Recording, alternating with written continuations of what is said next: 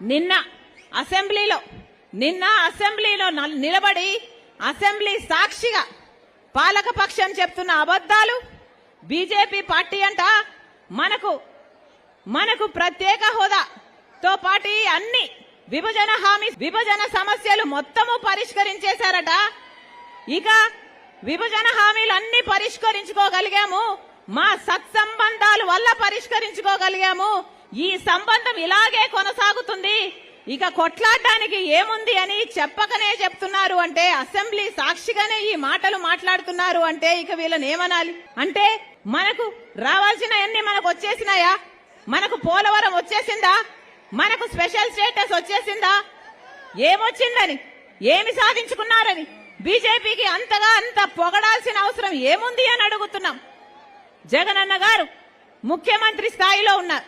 జగనన్న గారు ముఖ్యమంత్రి స్థాయిలో ఉండి కూడా, ఎంత చెయ్యగలిగి ఉండి కూడా ఏమి సాధ్యమైంది? ఏమి సాధించగలిగారు?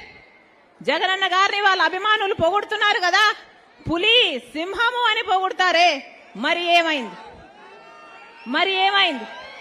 ఎవరికి పులి, ఎవరికి సింహం? సాక్షి పేపర్ కి పులా, సోషల్ మీడియాకి సింహమా? ఏం ఉద్ధరించారు? ఏది? ఒక్కసారి విప్పండి మీ పంజా బీజేపీ మీద, ఒక్కసారి గర్జించండి బీజేపీ మీద మీకు దమ్ముంటే. ఒక్కటంటే ఒక్క వాగ్దానం నిలబెట్టుకోలేదే, అయినా కూడా ఒక్క ఉద్యమమైనా మీరు చేయకపోతే మీరు ఆంధ్ర రాష్ట్ర ప్రజలకు ద్రోహులుగా మిగిలిపోరా? చరిత్ర మిమ్మల్ని క్షమిస్తుందా? అసెంబ్లీలో నిలబడి ఈ మాటలు మాట్లాడుతున్నారే, ఏం చేతనైంది మీకు? కేవలం బెదిరింపులు, కేవలం బూతులు తిడుతూ సొంత ఆడబిడ్డల్ని బజారుకి ఇడుస్తున్నారు, వ్యక్తిగతంగా దూషణలు చేస్తున్నారు.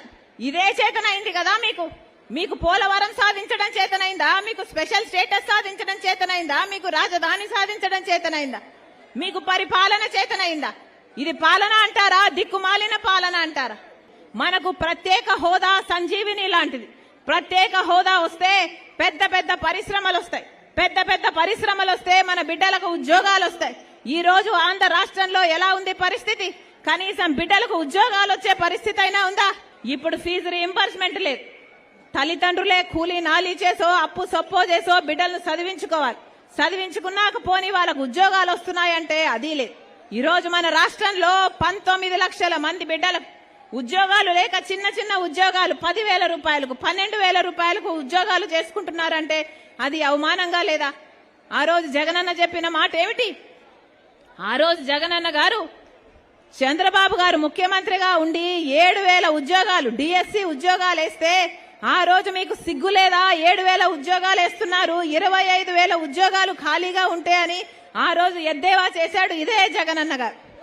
ఆ రోజు జగనన్న గారు చెప్పిన మాట, 25,000 ఉద్యోగాలతో మెగా డిఎస్సి వేస్తాను నేను ముఖ్యమంత్రి అయ్యాక అని చెప్పాడు జగనన్న గారు.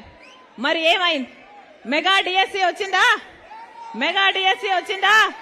ఈ రోజు 30,000 ఉద్యోగాలు ఖాళీగా ఉన్నాయి.